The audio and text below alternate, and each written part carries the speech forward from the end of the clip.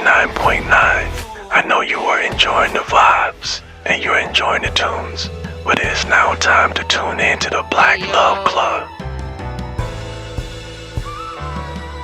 It's the Black Love Club. We on the radio.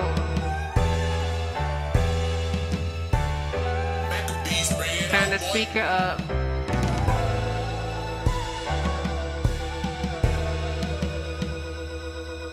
You could tune in to live stream, but vibing, dial into the station, join the conversation. Hey yo, say the Black Love Club is on the radio.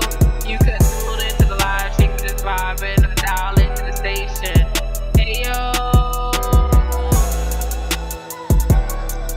yeah, the Black Love Club, we on the radio.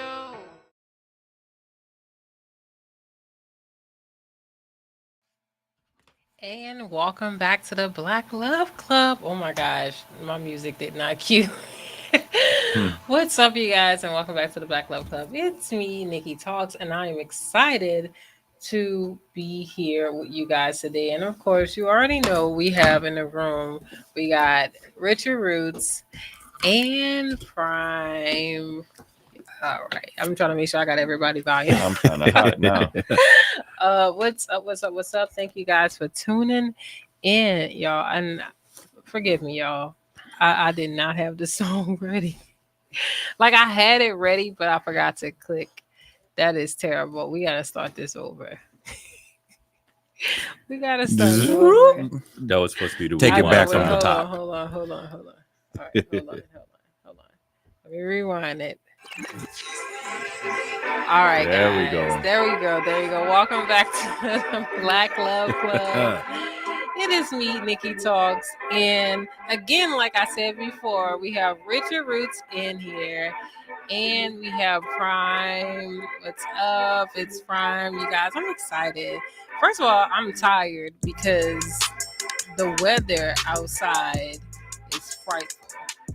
It is like extremely windy and it's cold.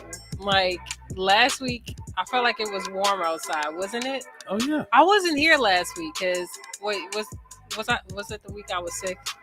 Last week, I think I wasn't. Yeah, you were sick last week. I was sick last week. I was like, I'm trying to think. Like, okay, yes, I was not. Oh my god, y'all! I was at home. I was trying to watch the live. I could not watch the live. Like the internet was crazy. Like it kept stopping and freezing, and I just was like, you know what? I'm so tired. My body's so weak. I'm just gonna lay back down. But yeah. And then the kids were like, I heard them upstairs playing, and I was like, yeah. Come But on, yeah. Mickey Minnie said we got all three back today. Yay. Yes. Back in the everybody's house. Nikki room. Talks been MIA for the last few shows. But no, I was here the last show. I was here the show, the previous show. Okay. I'm just teasing. I was here, and yeah. And She like Al Horford. She ain't doing back-to-backs no more. I wasn't feeling good. I know I did miss a show before, and I think because I had a meeting and or something like that. And yeah, but there was 2 shows.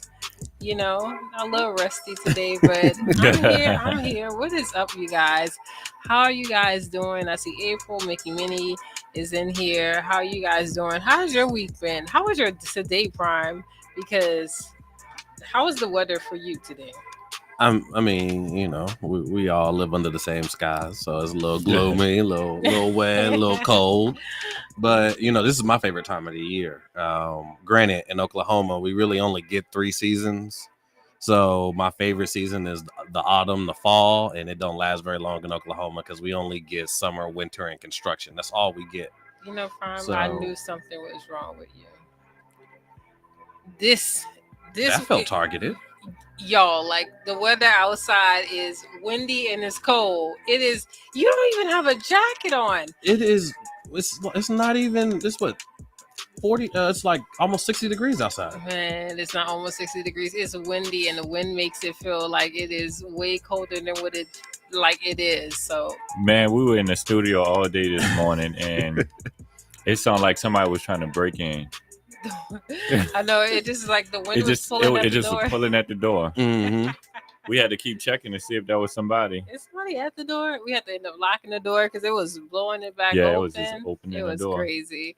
Yes, We're like, man. we're still open, but I mean, I don't like to be Door gotta be locked. hot. You know, once you get to a certain level of hot, you can't take the skin off. You just hot. you know But what? You can layer up when you're cold. You know what it is? That's true. That's true. I give you that. Yeah, Prime is used to this weather too. You know, like New Orleans, it's like this in December. Yeah. In January, it's like this, you know, and it's Mhm. like this is once cold. in a while. Yeah. You know, yeah. So Like I'm from Kansas City, and so this is nothing. I mean, to be fair, now when I go to New Orleans, when they think it's cold outside, I'm like, You have no idea. Or when I lived in Omaha for a stretch, man, just the amount of snow that they would get on just like a regular weekend would shut Oklahoma down for like 2 weeks.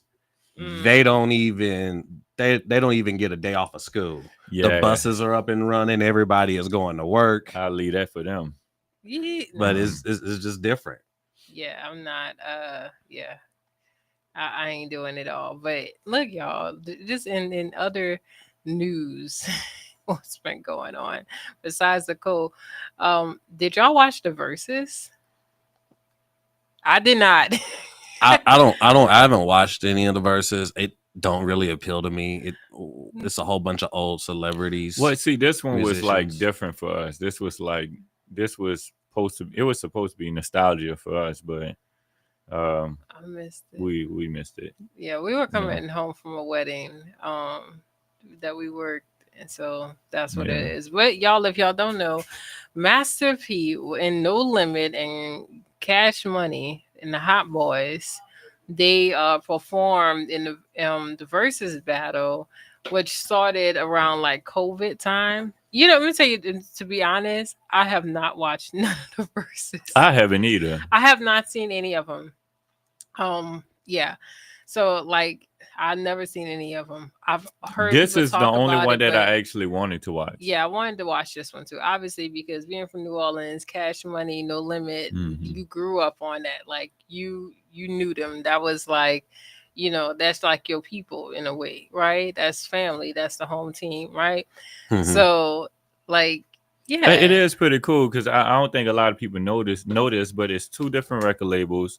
You got the Magnolia Projects and you have the Calio Projects, but they're both in the same ward. Well, y'all don't have wards out here, but it's all the third ward. So you would think that these guys are from two different parts of the city, Right. but they're not. You can walk from one project to the next. That's close. That's how close they are, Okay. you know, but like when you hear them talking and they're talking like, you know, we're from two different hoods. It's like, it's that close. I mean, which is crazy. So, I mean, just saying the amount of success come from two guys that comes from like two of the roughest hoods in New Orleans. I mean, you know, it's dope. It's something dope to see. And then it's something dope to just like reflect back on because a lot of those, even in No Limit label, a lot of the people from his label came from his hood. And a lot of people from Cash Money came from the Magnolia Projects. That's why, you know, Lil Wayne was like, he got in trouble. He said, I got in trouble with my own hood because I'm not even from the three. My hood was angry at me. I can't rap the whole thing. The next word was a curse word. But yeah, nah, that was like, I think that was pretty cool just to see them, you know, one, you know, in good health, doing well, and stuff like that.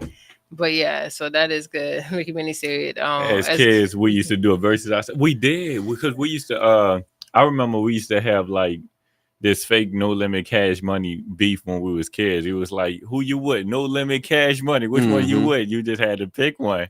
You know, we would like play fighting and stuff like that on the field. I mean, it was fun times though. That's crazy. But who you with? Cash Money and No Limit. I don't know who I went with at the time, but I mean, I know our generation, we were more likely we was mostly for Cash Money. Okay, You know so what I'm saying? I'm Yeah. with Cash Money too. I'm just thinking like No Limit had some nice things, but if I'm going with like more the beat, the vibe, like the feeling, I'm gonna go Cash Money. I feel like I'm gonna Cash Money every time, just because like they had like I remember one summer as kids, like they just kept coming back with hits after hits after hits. Like it was them, There the big was. timers. There was nothing they dropped I ain't like. Yeah, I don't know. I guess me looking at it, I'd say during our time when we were kids, I'd probably say I would be on the side of No Limit. We're the same age. I said when we were kids. Yeah. Oh, but okay, I got you. I thought See, you were man, separating. hey, I thought you were separating us because I was like, when we were kids, it was Cash Money. Yeah, And then on your when side, we you was said kids- Cash Said, Money. But on his side, he But I was like, for me, No Limit I song. look at it as during that period, I think No Limit was probably the hotter of the two. But I think longevity wise, I don't think there's an argument Cash Money won. Oh yeah, definitely. Cash Money. So that would be kind of how I look at it. That's true. Yeah. Yeah, Soulja Slim was like, he was like my favorite rapper out of No Limit, but Mhm. I ain't like his music when he was in No Limit. Okay, interesting. Yeah. At least I didn't know of him when he was in No Limit, so yeah, I wouldn't have picked No Limit. everybody would pick Cash Money. I can see it. It kind of Mystical like, was hard too. like Yeah. No Limit was weird because like they had like Silk the Shocker was very popular, but I hated his music. You know what? I can he respect was that very though. popular. You know? I was just talking about that. You know why? Because Master P was like, I'm gonna put my whole family on, even the Mhm. ones who don't know how to rap. I literally just was saying before we got in the studio, I said, it sounds like he tries hard not to rap on beat. Man, or what's that old one they say about stupid people? They say wisdom is chasing them, but they're running faster. Oh wait, did you hear what he said though? What did he say? So he said in the interview that Okay. you can't make this up. All right, I'm gonna make it quick. He said in the interview that this was a marketing tactic of No Limit for him. He said it sounds like I was rapping off beat, but it was a marketing tactic. That's what you say when you. Yeah. Okay, so then you were rapping off beat then. That's what. It was terrible. It was terrible. Only song I liked him on is honestly that song with him and Maya. That was like the I'll Be Moving On. Yeah, I don't know if anybody remember that song, but that song was pretty dope. And yeah. Mickey Minnie said in the comment, we was like, you Cash Money or No Limit. We was in the mini war. Yeah, she said that. I didn't know. Oh, okay. Yeah, I didn't know. Yeah. But yeah, so yeah, but anywho, the verses was very good, and it was the clips that I've seen was pretty cool. The crowd was pretty whack though, but other than that, I feel like it was pretty nostalgic for everybody. It's weird nowadays. We blame crowds. No, the crowd was really terrible. It was like young kids. Oh.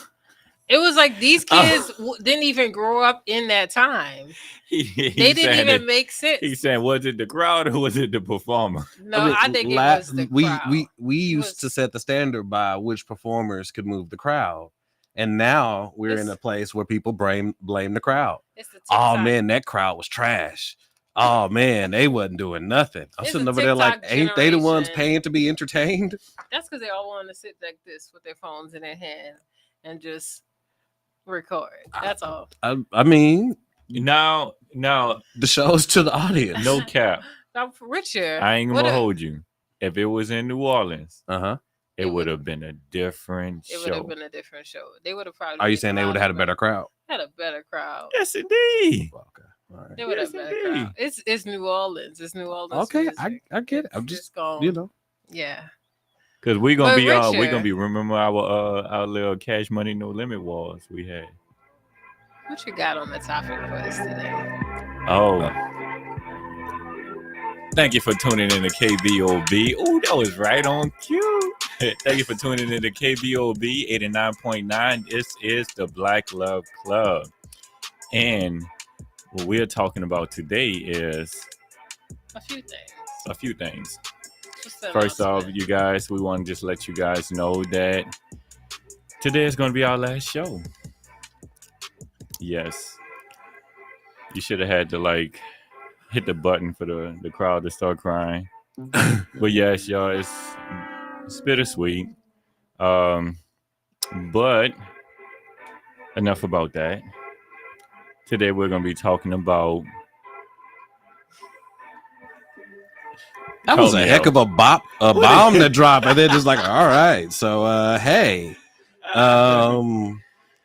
yeah, that's enough of that. Like, yeah, that's enough about that. Yeah, I mean, if anybody We wants don't want like any nobody cutting clarity onions. about anything, it just we just need like a mental break. I think everybody just need a mental break, and then I know April, I feel the same way. But we gotta regroup, get our minds together, and different things like that. So I don't know. Yeah, there's a lot that goes in behind the scenes. There's a lot of work other than just showing up here and entertaining, educating, sometimes offending people on the airways, even though that's usually my job. But there's a lot more behind the scenes that kind of goes into it. And so we're just at a place where we need to kind of take a step back and recalibrate some things. And so this, as Richard Roots mentioned before, will be the last show for the Black Love Club. But, that's not to say that, anything is permanent, but for at least the foreseeable future. Absolutely. Yeah. But that we have it. Thank you, Fam. You said that very eloquently. I'm going to give you a hand clap for that. Hold on. Both of y'all did. I mean, you give a hand clap for Nikki Talk, too. But yeah. I couldn't have said it better. I didn't. But what we were talking about today, we do have a topic for you guys today, too. Yeah, so we got one last show. We're gonna give you the best show we can. We got a good topic, good conversation. So let's enjoy our time. We're only promised a short time, so let's enjoy it while we got it. Go ahead, Richard Roots. Weaponize incompetence. Weaponize incompetence. I've been hearing that. Put a thumbs up if you've heard it. If you heard it before, put a thumbs up in the chat. If you have not, just put a thumbs down. We're gonna talk about it. So is this like dangerous, stupid people? No. Well, you want me to give the definition? Well, I mean, hey, that was. Let me give the definition of weaponized incompetence because it has been popping up on TikTok and Instagram and Facebook, and it has been on every reel that we have seen, over and over again. And I've seen this for a while. The weaponized incompetence is when someone pretends to be bad at a task or intentionally performs it poorly to avoid having to do it, shifting the responsibility to someone else. Now, when we are talking about this, we're talking about how they use it in relationships. So it's somebody in a relationship, is pretending to be bad and feel like they can't accomplish something just so that the other person can do it. It's like how your wrist, gets carpal tunnel when it's time to take the trash out, or when you need someone to open up that jar. No, I know you were single for a stretch, so I know you done gotten the jars plenty of times on your own. But whenever I'm around, you need me to open that jar, kind of a thing. Or we talking about something different? Now, whenever I need a jar open, I need that jar open because it ain't open. I be hitting it. I be trying. And yeah. But so what would be an example outside of those I gave, kind of in jest, but what would be some examples of weaponized incompetence that you've seen online? So the examples that they've been showing online actually have been used a lot towards men more than women. And some of them, when you look at the definition, I don't know. I don't know if it's just stupidity or dumbness, but there was a video that just recently showed up, and this is another video, but there was a lady, she was running a race and like a marathon or something like that, right? 10K or something, I don't know. But she was running this race and, her husband finds her in the race and he's on the sideline and he, says like, what drawer is like the baby's clothes in? Mm-hmm. And she's like, huh? Like, obviously she's running, so she can't like really like hear everything because you're running, right, trying to pace yourself and your breath. And he, he's asking her this question. Mm-hmm. And for me, I felt like my personal opinion on it is that I don't know, is he stupid or is he dumb? Because you Oh. came all the way to. Oh, okay. All right. Because it's no, it's interesting that what drawer is the baby clothes in? Mm-hmm. Like, could you not gone through the? I don't know. I don't know. Maybe that's weaponizing competence, or I don't know. But I just felt like it was crazy because, like, couldn't you have just moved and went through all the drawers, Mm-hmm. seen the baby clothes, you know, seen like, I think she could fit this. Let me try it on. Versus coming all the way to like the 10K race Mm-hmm. with the child and asking the question. That was my concern. I don't know. What's your thoughts on it? Because Well, like I'm I pretty get. sure she had clothes already prepared, but maybe the baby had an accident or something. No Mm-hmm. blowouts be happening. Right. So, see, this is one of the things I despise doing is like jumping into a snapshot in somebody's life because I always want more context. The wife Like, posted like it. me So and Richard Roots was talking the other day, and he was getting frustrated with The me. wife posted that? yeah, that's what I mean. That's at least that's what was the caption said. My husband came to the race. Oh, to ask okay, me yeah, this but question. it's funny because like me and Richard Roots was talking back and forth yesterday, and he was getting annoyed with me because he kept trying to give me these crazy scenarios, and I'm like, hey, give me more context, give me more context. So that's kind of how I feel in these situations. But I would pose the question to you before I give my thoughts on this. So, if the gutters needed to be cleaned, should he expect his wife to get up there and know how to get the gutters cleaned, where everything is, and how all of that goes? Well, I think it's a Or would it difference. No, be I considered think This is a stupid for different. her to ask that question? so. I think that's a good question, but for No, another time, because I think the first problem is not weaponizing competence. That's why I wanted to say the first problem is that he didn't know when to ask the question. Okay, so you Because think the he's issue asking is when? Yeah, that's the first issue. The first issue is he's Okay. asking us why she's running a marathon. That was Right. just stupid. Now, it's a whole separate question on whether he should be asking her where this stuff is. That would be the topic of weaponized incompetence. Okay, I And see I what you're think saying. so. That was the problem in the chat. Like she was responding to somebody in the comments, and I was like, I don't think that he's talking about the race. And she was like, no, Mm-hmm. I think he is. I looked in the comments. He was like, I'm not talking about the race. I understood what he was talking about because I'm saying it the same way you see it as he responded. Right. But women are looking at it from the part of like people are skipping over, and I think it's fair. Mm-hmm. You can't skip over the fact that he asked this woman during a race. Right. Like she's running a marathon and he's asking her what her daughter clothes at. At this point, you need to figure it out. Mm-hmm. You know what I'm saying? Right. I mean, and see, I agree with you. If everything's simple, they at home, it's his home, they live there, he should be able just by the process of elimination figure that out. But if this race is not in their hometown, he might not know where the baby's clothes is. If the baby needs to get changed, why would I want to try and filter through all of our bags or wherever all the stuck clothes are? Do we have the clothes with us? Are they with us or not? And if she could tell me, because she knows where they're at. Now, I agree, it wasn't the best time for it. It was terrible timing. I completely agree it was terrible timing. Right. But to consider it dumb, I don't know. That's the part where I would question is like, I don't know how you would necessarily consider that dumb. no, that's my thing was just like you saying because I think it's finished, but that was because it was the timing of it all. So I mean, was inconvenient. Like, absolutely. It was very, that's like if I called him, if he was like working and I'm like, like, I'm a firefighter. Come open the jar for me because I can't open the jar. Like, like for me, I'm gonna try every which way to open that jar, and if I just can't open the jar because some jars are just stubborn and I'm just not strong enough, then that's one thing that I'm gonna cook everything else and just not that be like the one part that's not gonna be ready until he gets home because I can't open it because it's like literally something I can't do. A limitation is placed because I can't open the doggone jar.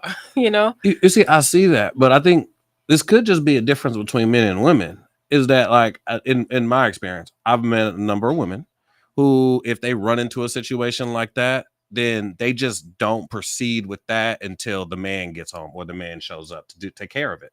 Mhm. As men, we tend to be a bit more proactive.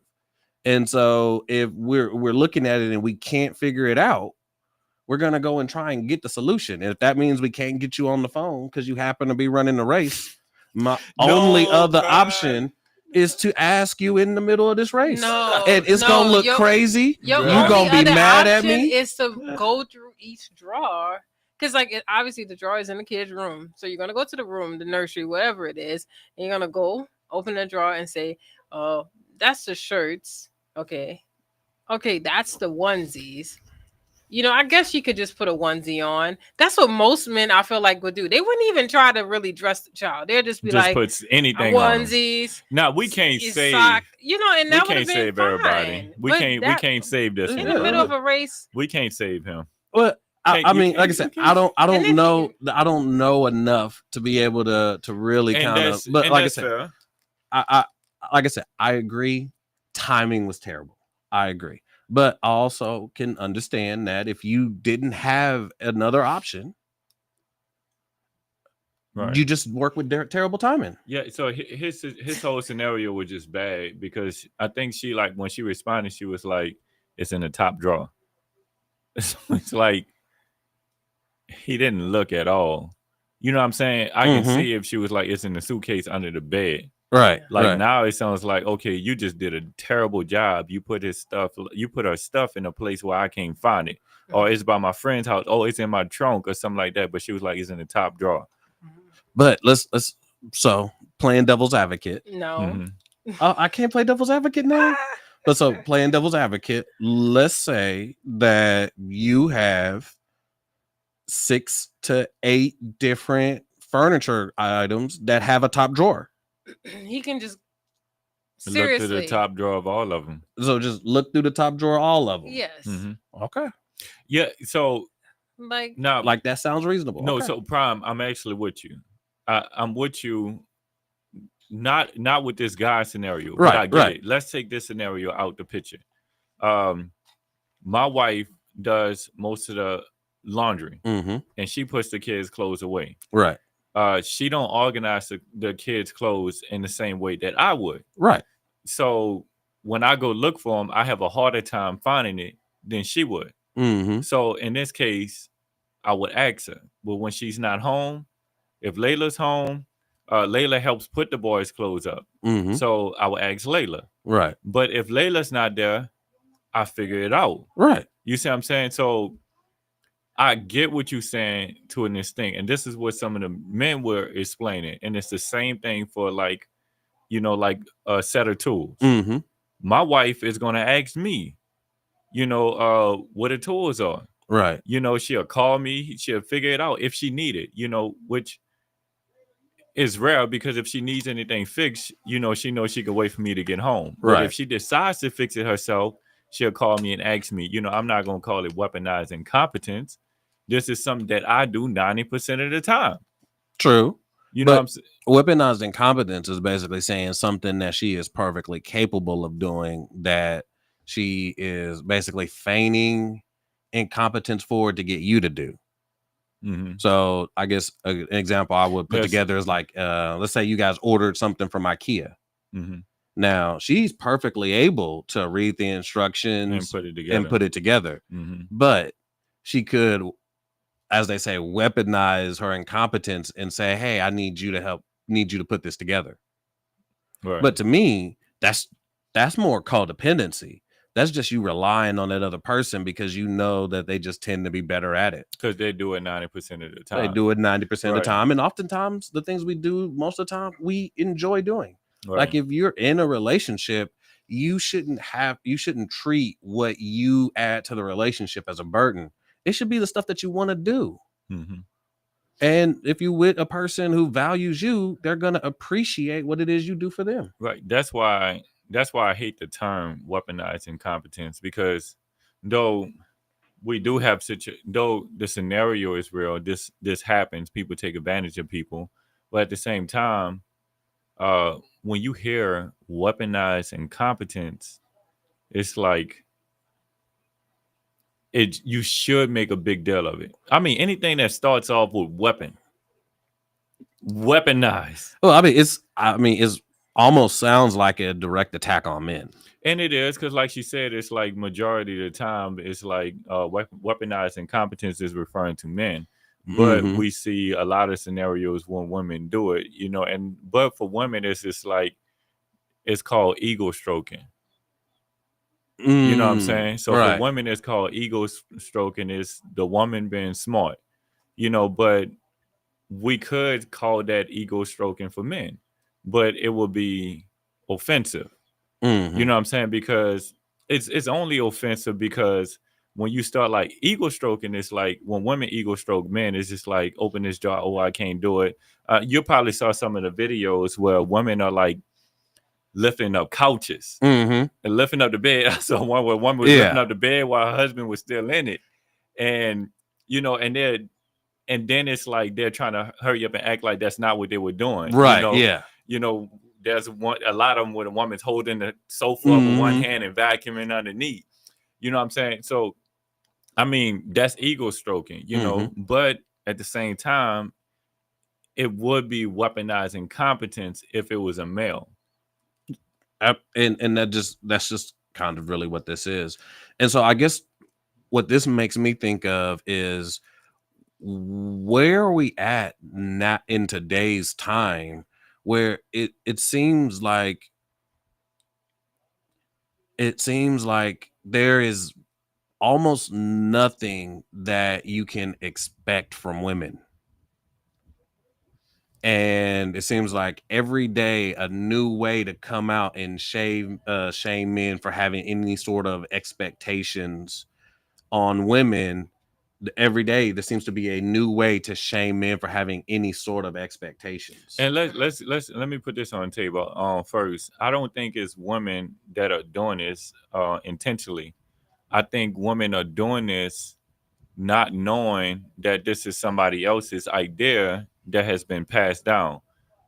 You see what I'm saying? Because I don't think everyday women created that term weaponized incompetence. True. I believe this was strategic.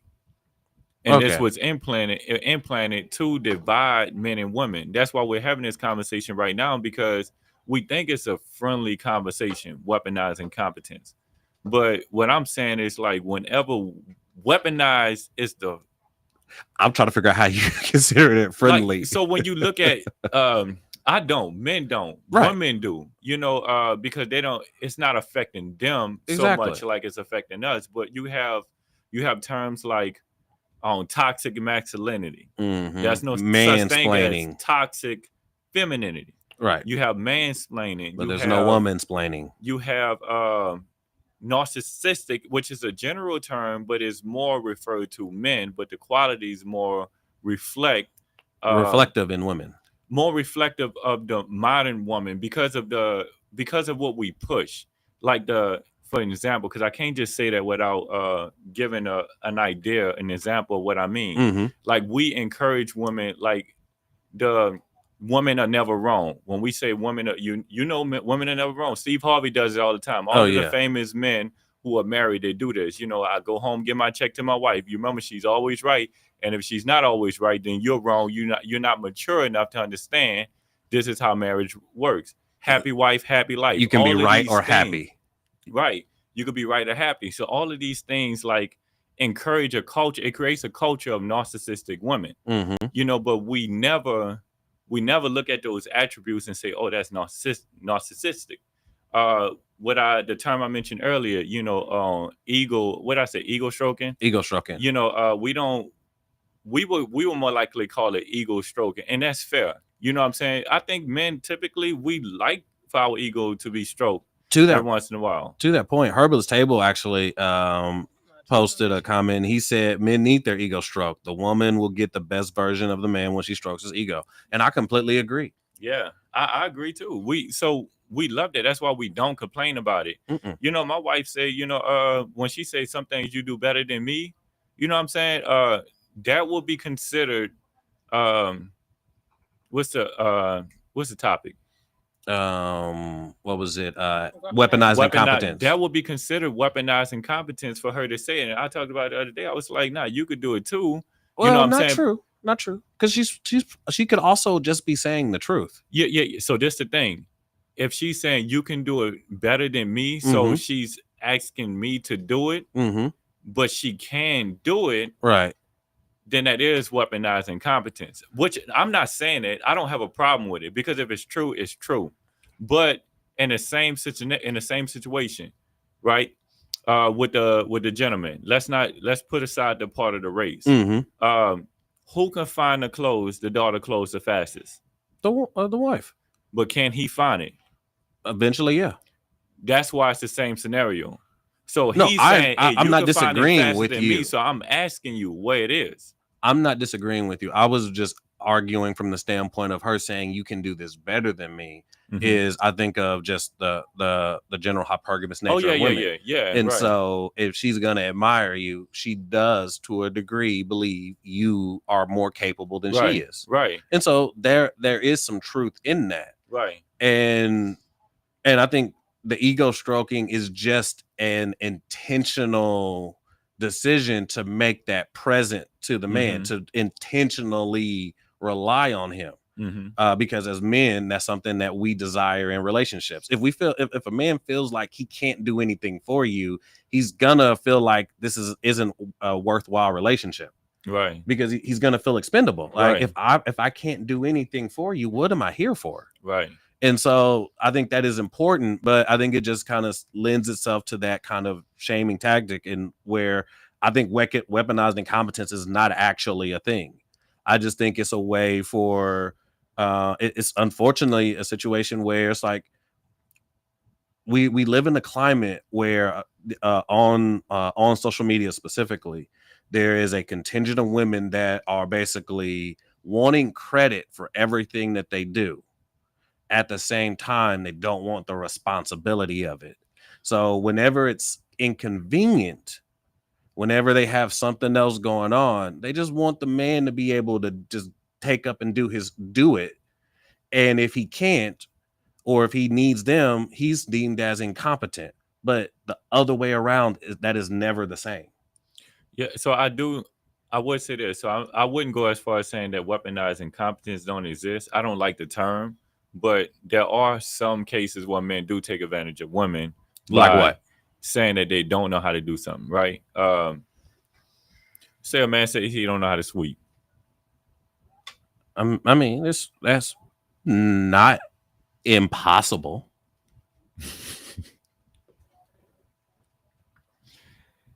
What I'm saying is there are some men who say that they don't know how to do stuff just for a woman to do it.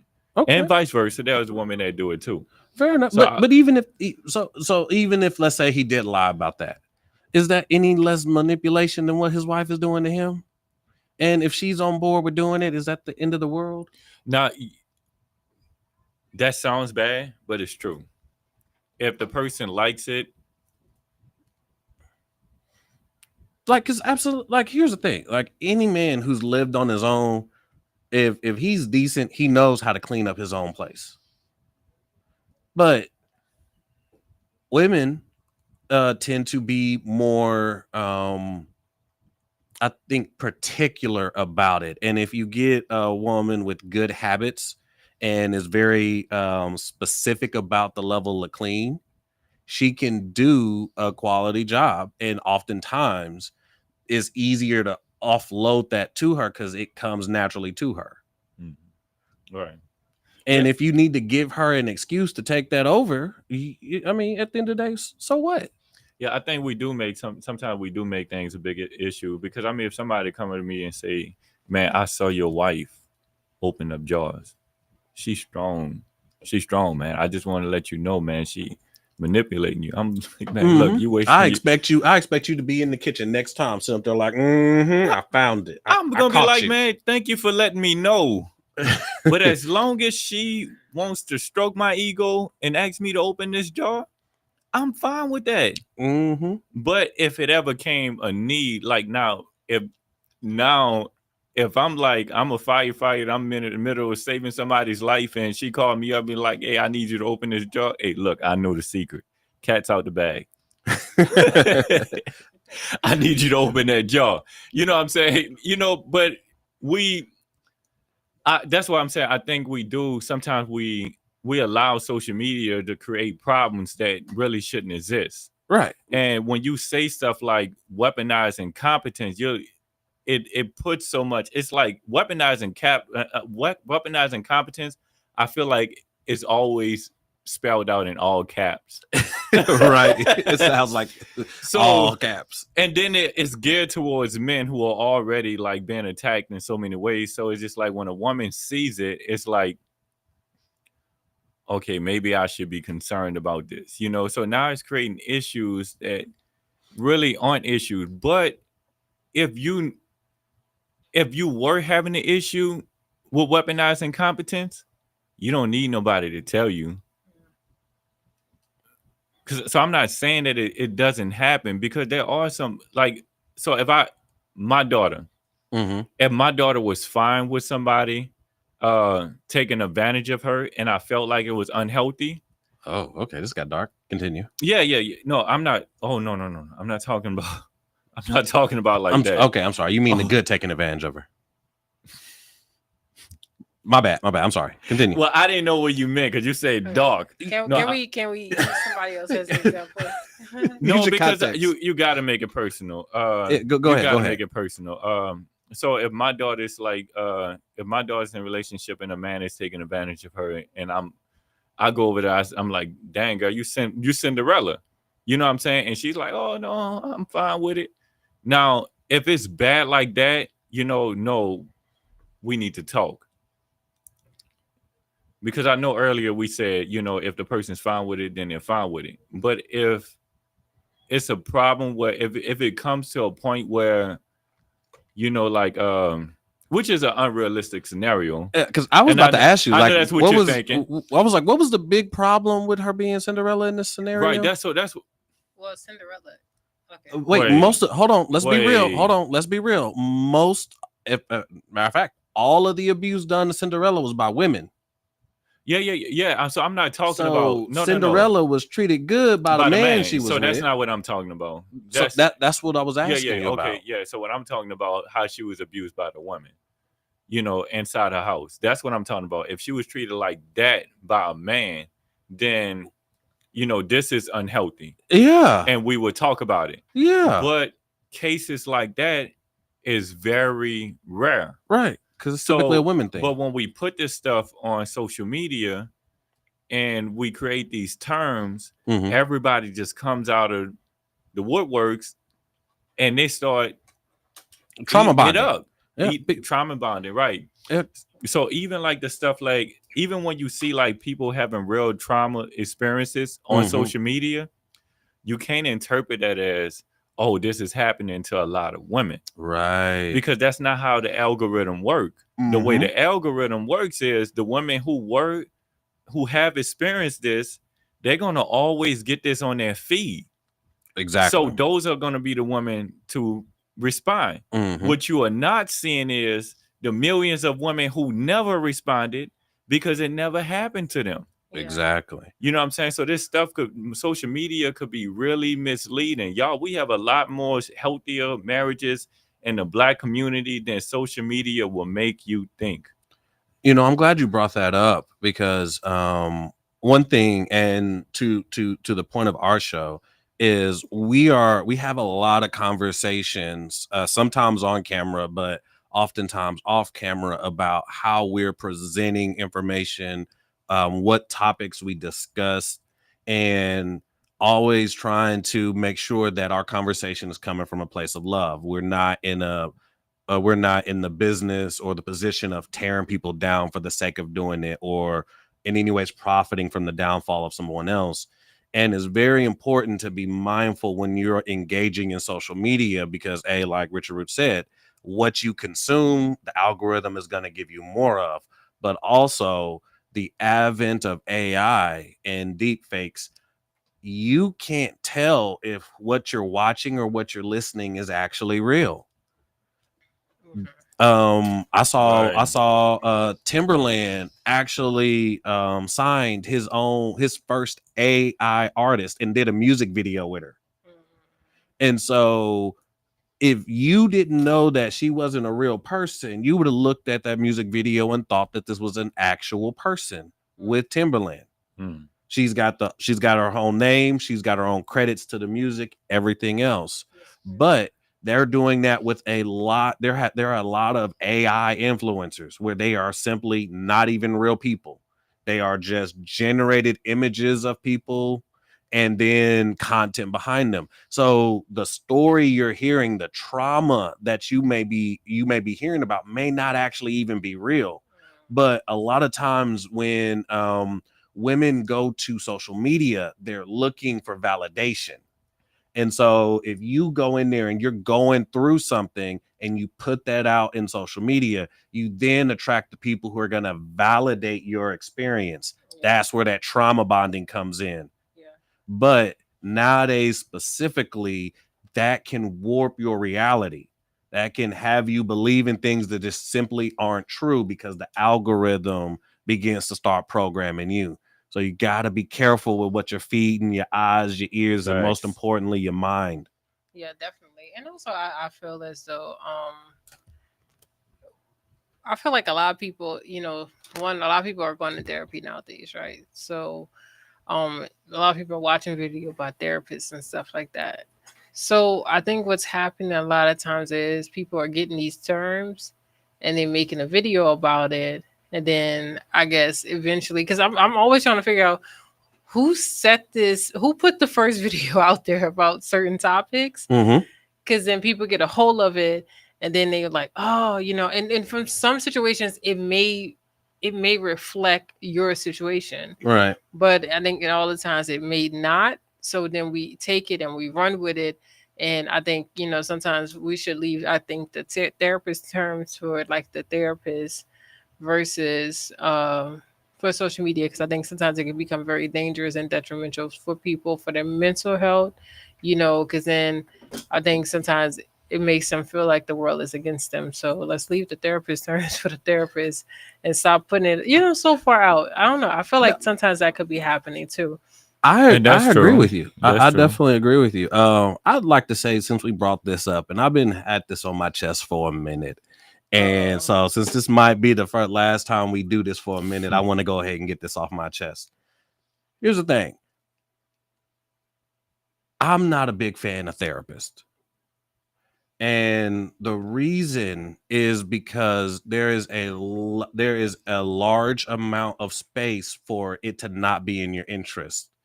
One, you're paying them. So whenever you are exchanging value, you have to always consider how they keep the lights on.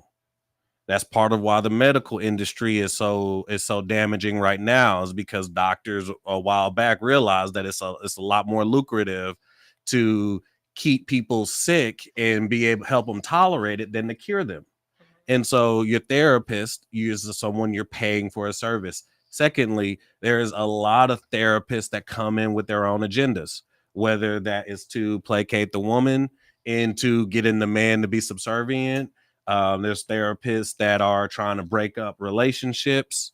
And so the issue I have with therapy is that you're allowing someone to you're being vulnerable with someone that may not have your vested interest at heart.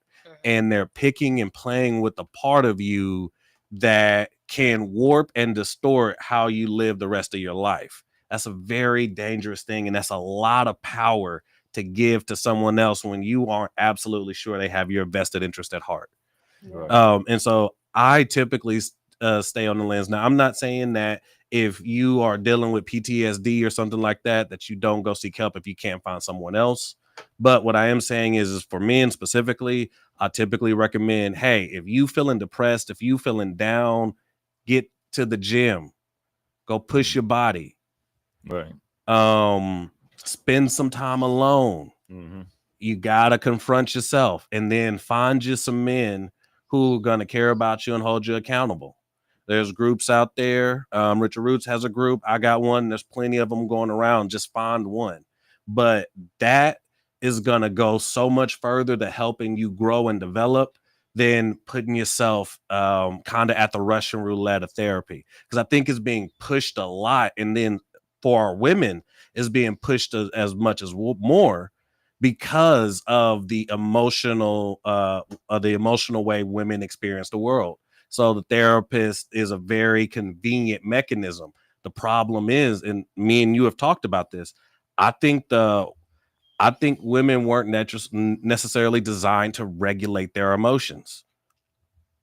I think you are able to do it to a certain degree, but I don't think long term you were designed for that. I think that's part of why we need to be together, is because you have the logic and reasoning side, and then you have the emotional, chaotic side.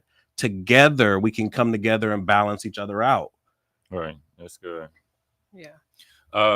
So we're about to get into prime time. Thank you, April, for reminding us. But I just had to get that off my chest. Prime just had his time. No, speaking of getting off your chest, I do want to personally apologize. I wish the person was in the room. But last week, someone was offended by something that I said. And I think I would be the first to admit that I think I could have said what I said better. But last week we was talking about the problem in... I guess I skipped it. No. Go ahead. Okay. Go. You good? No, I said weight. Okay. Talk about weight. Oh, yeah. Okay. We were talking about the problem with obesity in our community. Mm-hmm. All right. So there is a serious problem with obesity in our community. But I think where I would say what could have been done differently was if I would have not laughed about it so that it won't look like a joke. Don't get me wrong, the laughing wasn't towards anybody in particular or any group of people. But I can see how that could be taken the wrong way. And that's not our agenda here with Black Love Club. We want to make sure that every Black woman feels like she's loved and every Black man feels like they're loved. But that doesn't mean that we're not going to be people of truth. So we still speak our truth. But I think there's a certain way that you deliver the truth so that it could be heard. So with that, I apologize for the person who was offended, and I hope this gets to your ears. But as always, we love you. But prime time, let's cue that music. Oh, man. We got to make this one good. This might be the last one for a little bit, so we got to make it good. There you go. It's on the TV. All right. So I cannot read that. Can you? Oh, hold on. I got it. There you go. You say there you are. I like that. Hold on. I'm building suspense, y'all. All right. you put the wrong one up too. I said, is it 2 a.m. thought? Oh, I said the last one. That was the last one. Oh, was it? On my phone. Okay, that's all right. All right. So I would just rock with. Okay. So here's the actual one. I'm starting to realize that one of the purest forms of love is consideration. When someone thinks about how things would make you feel in any situation, how much they care about you is seen in how much they consider you.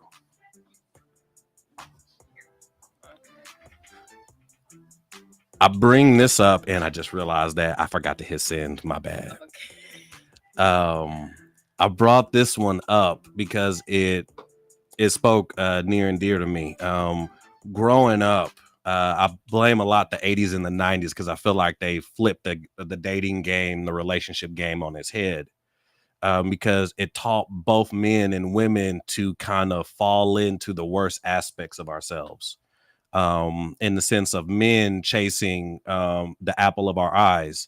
As good of an idea as that in theory, realistically, it's not that important for men to get the apple of our eye.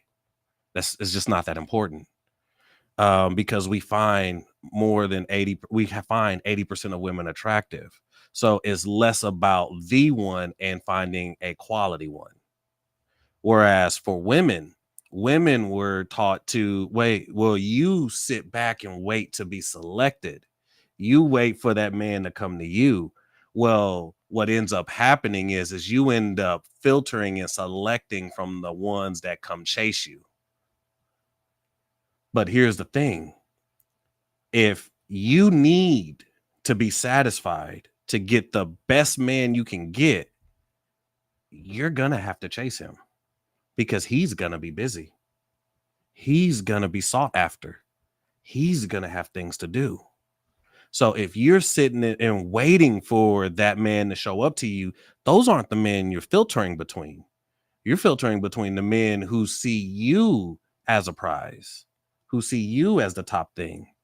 And the funny thing about how people operate is that if he is chasing you, you cannot admire him because you naturally see him beneath you. And a man that values himself above you is not going to chase you because there's plenty of women chasing him. And so this post rings so true is because consideration means that you have elected to provide a level of focus and attention to detail to me in how you talk to me, how you approach me, the things you're willing to do for me. Hey, have you eaten today? Let me make you something to eat. Those things are what bond men and women together, because as a woman, you being able to pour that attention into a man you love, respect, and admire is going to give you the chemical rushes of the situation because you put a smile on his face. He's valuing what you're doing. You're getting to be and spend time with the person you love. And then that man is getting a level of attention and appreciation that he does not get anywhere else in this world. Because everywhere else in the world, he has to prove why he's valuable. Everywhere else in the world, he has to prove why he should matter. You're the only one who's coming to him saying, you matter to me. And I'm going to show that through my actions. And so consideration is the key to a healthy relationship. So men, if you are trying to buy a woman's affection, her love, her loyalty with money, time, or even blood, it is a losing deal because she cannot respect you if you had to pay for her.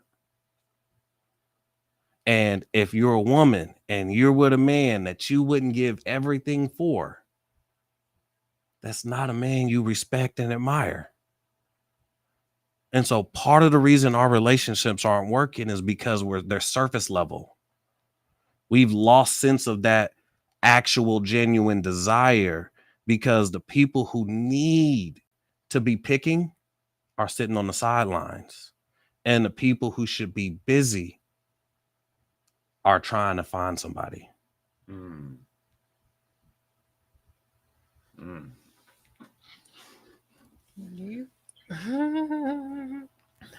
Y'all, I wanted that was good, Prime. Yeah, very good.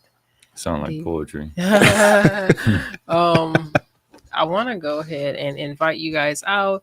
If you are in the Tulsa area, I want to invite you out to our joint and immersive experience party that is happening at the Griot, which is right next to Tisdale's on Greenwood, on the corner of Archer and Greenwood, from 8 p.m. to 12 p.m. This is going to be on Halloween night. It is a experience. It is not your typical party. It is not, typical Halloween. So you don't have to, you can dress 1930s attire if you want to, or you can come dressed as anything else, if that's your thing, right? Or you can just come dressed regular with regular clothes on, right? But it's going to be an experience and it's going to be amazing. And I can't wait for it. It's going to be really, really exciting. So if I just you want to take your can, time. come in your 1930s gear. I want to see you in 1930s gear. But it's not mandatory. It's not mandatory. But yeah, I just like that era style too. So yeah. And also, you guys, you can also follow us on the Black Radio Show on YouTube for any updates or anything that may be. Also, make sure you be following Up Before the Sun. Up Before the Sun. Follow that too. Prime, if you could drop a link or something I got you. in the chat. But yes, please follow those things. You can stay up to date with us and see what's going on in our lives and what we're doing. But yeah, so Richard. Well, while we're waiting for Prime, I'm just going to remind you guys that what you see on social media is not reality. I think our last show should have just been about how social media just destroying our marriages and relationships. Because, I mean, when you're looking at, like, people on social media, you're going to be like, I don't know if the dating thing for me. That's why a lot of people in the comment section be like, yeah, this is why I'm single. This is why I choose to be single. We don't even have patience for each other no more. Yeah. We don't, man. We just...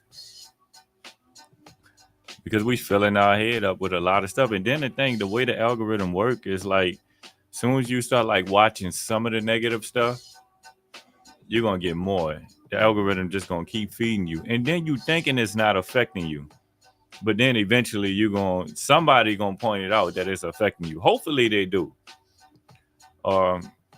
Hopefully you don't find out too late that it's affecting you. But it does affect you. Because eventually, like, if this is all you seeing, it gives the illusion that this is all that is. Just think about that. We're used to, like, in the real world, we're used to living in the real world where our real world forms and shapes our paradigm. But now you have an algorithm that you live in more than the real world. More than the real world. So you don't engage that much. So... I think Prime. Yeah, we're ready. All right, we're ready. So, but definitely, you guys, this was a great show, and make sure you follow us to keep up to date with us. Prime, you gonna give us the Up Before the Sun thing, or drop your link? I already dropped the link. I just want to say, hey, since you guys brought me on here, I've been blessed. I've appreciated it. I've enjoyed working and growing with you all. And I've been enjoying what we've been doing. So I'm blessed. I'm thankful for everybody who's watched. I'm thankful for everybody who, hate me or love me. I appreciate you tuning in to be a part of the conversation. You say hate me or love me, the dog on top. I'm going to shine until my heart stops. No. I'm Rap's MVP. Go ahead and envy me. I ain't going nowhere, so you can get to know me. Nah, but obviously, we started the show a year ago, almost like a year and a half ago, and and it's been awesome. It's been wonderful. We had some really amazing guests. We had some really amazing shows. I think Prime has been a great addition to the show, and obviously we're thankful for Uncle Bobby and the KBOB family and everybody here, all the amazing shows that are on KBOB 89.9 FM, and we're just going to take this mental break, and we'll see how the cards lay after meditation, prayer, all those good things. And before we go, we're going to give a shout out to each and every last individual who've been supporting us since day one. So we're going to shout out Herbalist Table, Mickey Minnie, Miss Barbara, April,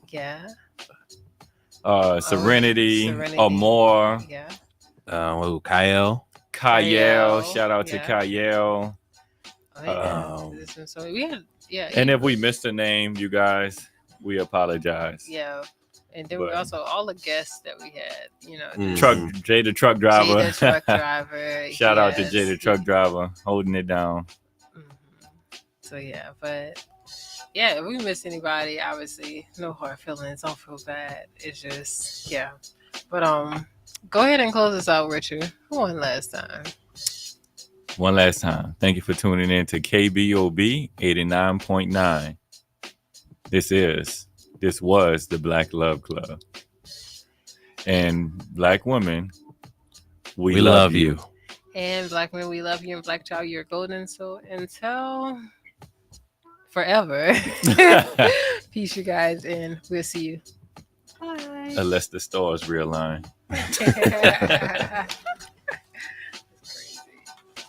Hey, no pun intended. The stars realign.